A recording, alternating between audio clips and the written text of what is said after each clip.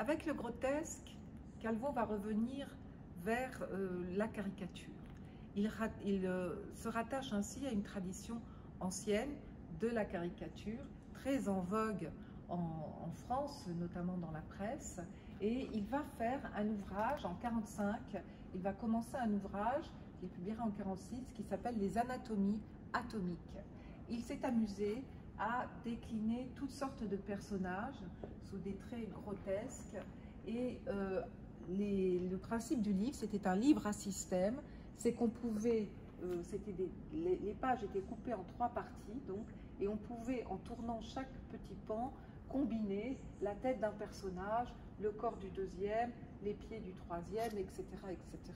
On pouvait donc s'amuser à avoir toutes sortes de combinaisons qui faisaient apparaître ou qui amplifiaient encore l'effet grotesque des figures qu'il avait dessinées.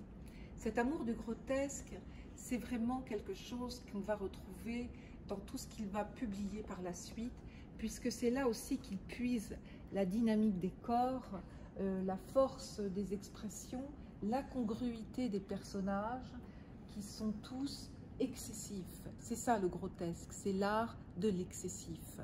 Et on sent chez Calvo une vraie jouissance à utiliser les possibilités d'une figure totalement. C'est ainsi que vous avez ces 2 dessins qui figurent dans l'album aussi et qui montrent ces croquis, comment il commence à dessiner, à ébaucher les figures qui vont être au cœur de son livre.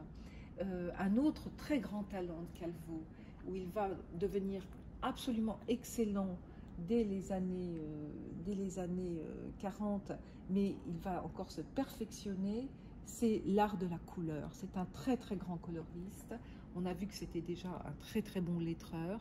Eh bien, c'est quelqu'un qui va maîtriser la couleur d'une manière extraordinaire.